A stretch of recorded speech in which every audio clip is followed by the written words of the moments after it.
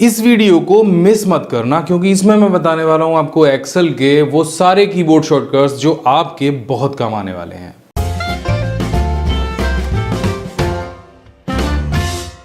नमस्कार दोस्तों, मैं अभिमन्यु भारद्वाज आपका स्वागत करता हूं my big gate smart class में। इस चैनल पर मैं आपके लिए लेकर आता रहता हूं कंप्यूटर टेक्नोलॉजी से जुड़े हुए ढेर सारे टिप्स और ट्रिक्स। तो अगर आप नए हैं चैनल सब्सक्राइब कीजिए, बेल आइकन दबाइए, उसी से आपको लेटेस्ट वीडियो के नोटिफिकेशन मिलने वाले हैं।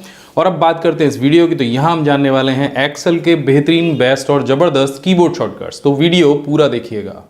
फॉर्मूला पे आगे बढ़ने से पहले हम यहाँ पर जान लेते हैं वो इन्फॉर्मेशन जो एग्जाम्स में ज़रूर आती है।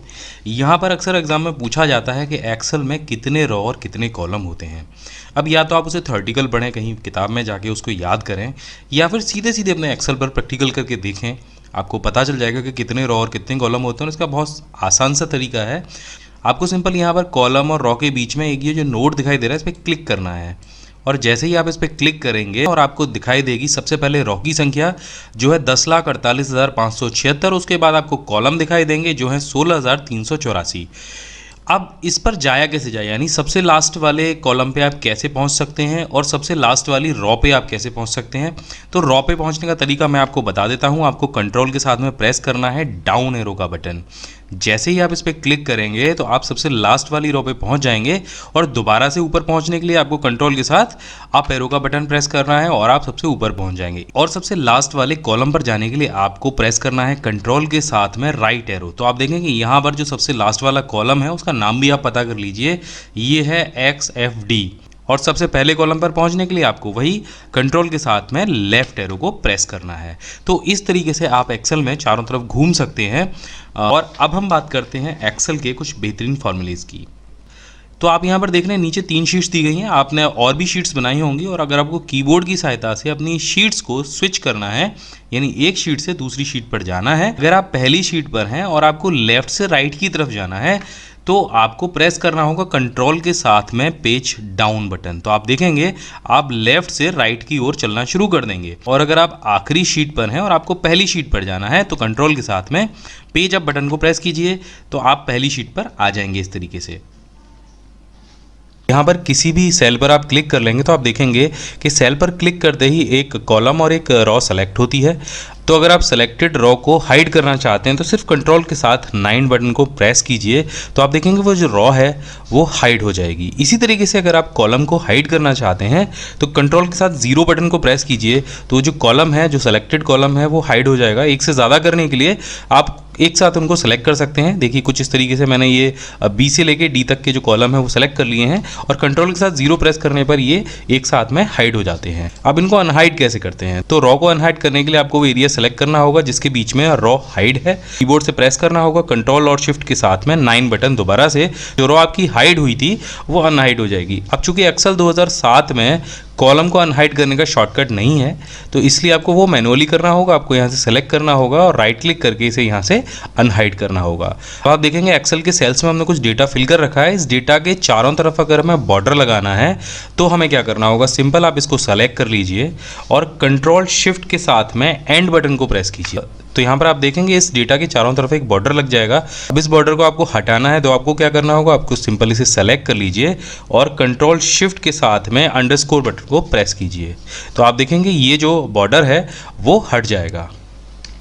तो आप देखें यहाँ पर कुछ नंबर्स लिखे हैं। अगर आप चाहते हैं कि करेंसी में कन्वर्ट हो जाए, साथ में दशमलव के 2 स्थानों तक 0 भी आ जाए, तो बस आप इसको सेलेक्ट कीजिए और शिफ्ट कंट्रोल के साथ डॉलर बटन को प्रेस कीजिए। तो आप देखेंगे जो आपके नंबर्स हैं वो करेंसी में तो कन्वर्ट हो ही गए हैं, साथ में दशमलव के बाद 2 0 भी आ गए हैं। अब बात कर लेते हैं किसी भी सेल को परसेंटेज में कैसे कन्वर्ट करते हैं। तो सिंपल आप सेल को सेलेक्ट कर लीजिए जिसको भी आपको परसेंटेज में कन्वर्ट करना है, और शिफ्ट और कंट्रोल के साथ में जो प्रतिशत का बटन है उसको प्रेस कर दीजिए। तो आप देखेंगे इस सेल की जो फॉर्मेट है वो प्रतिशत में कन्वर्ट हो जाएगी। अब यहाँ पे जो कुछ भी नंबर लिखेंगे वो अपने आप परसेंटेज में आएगा, जो कि पहले नहीं आ रहा था। जो शॉर्टकट मैं आपको बताने वाला हूँ, इससे पहले मैं एक फैक्ट और आपको बताता हूँ। एक्सेल के किसी भी सेल में जो भी नंबर लिखा होता है, अगर उस सेल को आप डेट फॉर्मेट में कन्वर्ट करते हो तो वहाँ पर एक डेट आ जाती है, और वो जो डेट होती है वो क्या इंडिकेट करती है मैं आपको समझाने वाला हूँ। हमारे कंप्यूटर का जो कैलेंडर होता है वो सन 1900 से स्टार्ट होता है। एक्सेल का भी इसी तरीके से होता है। तो अगर आप किसी सेल में 1 टाइप करके उसको डेट फॉर्मेट में कन्वर्ट करेंगे तो वो जो डेट आएगी वो आएगी 1 जनवरी सन 1900। मैं आपको करके दिखा देता हूं। हमने कंट्रोल शिफ्ट के साथ में प्रेस करना है सिर्फ हैश बटन को, तो आप यहां पर देखेंगे कि 1 जनवरी सन 1900 जो डेट है वो आ गई है। यानी ये जो नंबर है वो इंडिकेट करता है आपके दिनों को, जब से ये कैलेंडर स्टार्ट हुआ है। यानी यहां पर अगर हम 30 लिख देंगे कुछ इस तरीके से, तो यहां पर ये 30 जनवरी सन 1900 हो जाएगी। इस तरह से अगर किसी सेल में आज की डेट नंबर्स में लिखनी होगी तो मुझे वो नंबर्स काउंट करने होंगे 1 जनवरी 1900 से। तो यहाँ पर वो जो नंबर्स थे वो मैंने काउंट कर लिए हैं और वो नंबर आज के दिन के हिसाब से बैठते हैं 43,467 दिन। और अगर इस नंबर को हम डे में कन्वर्ट करते हैं कंट्रोल शिफ्ट और हैश से, तो ये बन जाती है आज की तारीख। तो आप समझ गए होंगे ये जो नंबर्स हैं ये सभी एक डेट है जो कि 1900 से स्टार्ट होते हैं, और जब आप इनको डेट फॉर्मेट में कन्वर्ट करेंगे तो वही डेट आ जाएगी जो डे काउंट किए गए होंगे। अब एक्सेल के किसी सेल में आपको करंट टाइम अगर एंटर कराना है तो आप क्या करेंगे, सिर्फ कंट्रोल और शिफ्ट के साथ में कॉलन बटन को प्रेस करेंगे और करंट टाइम आपके सिस्टम का एक्सेल के सेल में आ जाएगा। इसी तरह से आपको एक्सेल के किसी सेल में अगर करंट डेट एंटर करनी है तो आपको प्रेस करना होगा कंट्रोल के साथ में सेमी कॉलन बटन, और आप देखेंगे यहाँ पर जो करंट डेट है वो डिस्प्ले होने लग जाएगी। कभी कभी हमें ऊपर वाले सेल की वैल्यू नीचे वाले सेल में कॉपी करनी होती है, तो इसके लिए सिंपल आपको प्रेस करना है कंट्रोल शिफ्ट के साथ में डबल कोट को, तो जो ऊपर वाला सेल होगा एग्जैक्ट वही वैल्यू नीचे वाले सेल में आ जाएगी। और ये आप कितनी भी बार कर सकते हैं, बस आप एंटर करते जाइए, कंट्रोल शिफ्ट के साथ में डबल कोट प्रेस करते जाइए, और आप ऐसा कितनी भी बार कर पाएंगे। यहाँ पर प्रतिशत के लिए भी अगर मैं इस शॉर्टकट को अप्लाई करूँ तो यहाँ पर भी होगा, अगर मैं डेट के लिए भी शॉर्टकट अप्लाई करूँ तो यहाँ पर भी होगा, और अगर यहाँ पर टाइम के लिए भी मैं इसे अप्लाई करूँ तो यहाँ पर भी ये उसी तरीके से काम करेगा। इसी तरह से अगर आपको कोई फार्मूला ऊपर वाले सेल से कॉपी करना है नीचे वाले सेल में, जैसे इन सभी में मैंने फार्मूला लगा रखा है सम करने का, और यही फार्मूला मुझे सेम इस सेल में चाहिए, तो कंट्रोल के साथ में सिर्फ सिंगल कोट बटन को प्रेस करना है और वो जो फार्मूला आपको ऊपर वाले सेल में होगा वो जो का त्यों नीचे कॉपी होके आ जाएगा। बस इसे एंटर कर दीजिए और आप अपना काम कर पाएंगे। अब ये जो आखिरी फार्मूला है ये आपके बहुत काम का हो सकता है। कभी कभी एक्सेल की शीट में लगे हुए सारे फार्मूलेज हमें देखने होते हैं, चेक करने के लिए भी कि हमने किन किन सेल्स में फार्मूला लगाया है, किन किन सेल्स में नहीं लगाया है। तो सिंपल आपको कंट्रोल के साथ में प्रेस करना है टिल्ड बटन को, जो कि आपके एस्केप बटन के बिल्कुल नीचे होता है। जैसे ही आप इसे प्रेस करेंगे तो आपके एक्सेल शीट में लगे हुए सारे फार्मूले आपको डिस्प्ले होने लग जाएंगे और आप चेक कर सकते हैं आपने किस शीट में कौन सा फार्मूला अप्लाई किया है और कैसे लिखा है। दोबारा से इसको हाइड करने के लिए आपको सिंपल दोबारा से वही कमांड प्रेस करनी है, यानी कंट्रोल के साथ में टिल्ड, और जो फार्मूले हैं वो अनहाइड हो जाएंगे। तेजी से आप कैसे सम कर सकते हैं, आप किसी भी टेबल के नीचे चले जाइए जिसका भी आपको सम निकालना हो, और कंट्रोल के साथ में आप प्लस बटन को एंटर कीजिए। आप देखेंगे आपकी टेबल सेलेक्ट हो जाएगी और एंटर करते ही आपकी उस टेबल का सम हो जाएगा। तो ये एक बहुत तेज़ तरीका है एक्सेल में सम करने का। और अब हम जानते हैं दूसरी ट्रिक। एक्सेल के किसी सेल में अगर आपको करंट टाइम लिखना है तो वो आप कैसे लिखेंगे। आप अपने कीबोर्ड से सिंपल दबाएंगे शिफ्ट और कंट्रोल का बटन और साथ में सेमी कॉलन का बटन आप दबाएंगे, तो आपके सिस्टम का जो करंट टाइम होगा वो आपके एक्सेल के सेल में आ जाएगा। इसी तरह से करंट डेट लिखने के लिए आपको कंट्रोल के साथ में सेमी कॉलन को प्रेस करना है और आपकी जो करंट डेट होगी वो वहाँ पर डिस्प्ले होने लग जाएगी या आ जाएगी। इसी तरीके से शीट को चेंज अगर करना है, आपके पास 3 या 4 शीट हैं और आप उन्हें चेंज करना चाहते हैं, तो आप शिफ्ट कंट्रोल के बटन के साथ में, अगर आप पहली शीट पर हैं तो आप दबाएंगे शिफ्ट कंट्रोल के साथ में बटन 3, तो आप आगे शीट पर बढ़ते जाएंगे। और अगर आप लास्ट शीट पर हैं और आपको पहली शीट पर जाना है यानी आगे वाली शीटों पर जाना है, तो आप कंट्रोल और शिफ्ट के साथ में 9 बटन को प्रेस करेंगे। इसके लिए आप अपने कीबोर्ड के नंबरिंग जो कीपैड होता है उसका भी इस्तेमाल कर सकते हैं। अब बात करते हैं हम इस टेबल को सेलेक्ट करने की। टेबल सेलेक्ट करने के लिए आप माउस का इस्तेमाल करते हैं इस तरीके से, लेकिन टेबल सेलेक्ट करने के लिए आप शिफ्ट और कंट्रोल के साथ में एरो की का भी इस्तेमाल कर सकते हैं। तो कंट्रोल और शिफ्ट को दबाना है, अगर आप राइट में है तो लेफ़्ट की को दबाना है और लेफ़्ट में है तो राइट की को दबाना है। तो देखिए कंट्रोल और शिफ्ट के साथ में हम एरो की को इस्तेमाल करते हैं, तो हमने लेफ़्ट की को प्रेस किया और इसके बाद में सिंपल आपको अप की को प्रेस करना है। तो देखिए आपकी जो टेबल है वो कितने आसानी से, कितने आराम से एक साथ में सेलेक्ट हो जाती है।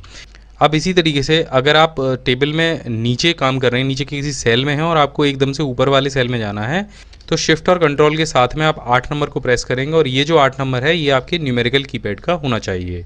इसी तरीके से अगर आपको नीचे आना है तो आप नीचे की तरफ 2 नंबर को प्रेस करेंगे, लेफ़्ट में जाना है तो आप 4 नंबर को प्रेस करेंगे और राइट में जाना है तो आप 6 नंबर को प्रेस करेंगे।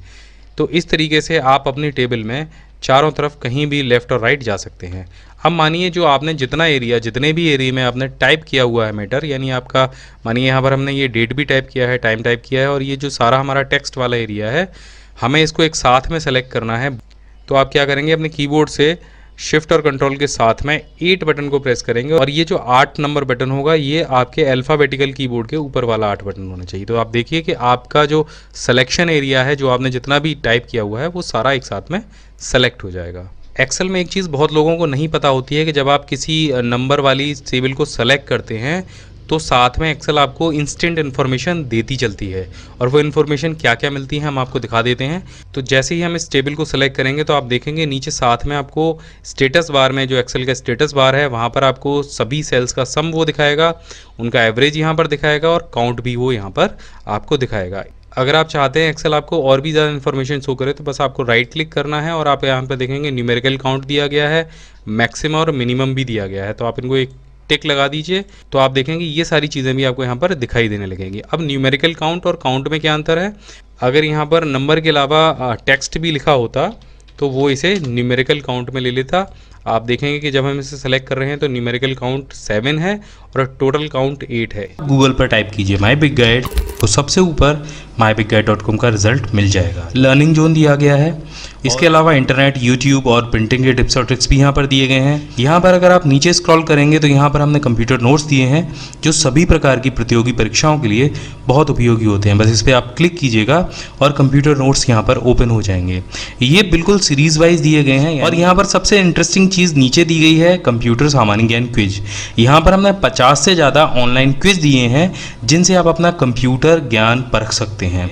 तो यहाँ पर आपको दिखाई देगा अनसुलझे प्रश्नों के आसान जवाब, जो अक्सर करके आपके दिमाग में आते होंगे। हमने डार्क इंटरनेट के बारे में बताया है, ब्लू व्हेल गेम के बारे में बताया है, कॉल ड्रॉप क्या होता है ये भी हमने बताया है, इंटरनेट का मालिक कौन है ये भी बताया है, वाईफाई या लाईफाई क्या होता है। तो अगर इस तरीके का कोई भी प्रश्न आपके दिमाग में है तो आप यहाँ पर जाकर उसको सर्च कर सकते हैं। आप देखें कि ये लिस्ट बहुत लंबी है, लगभग 132 चीज़ों के बारे में हमने यहाँ पर बताया हुआ है।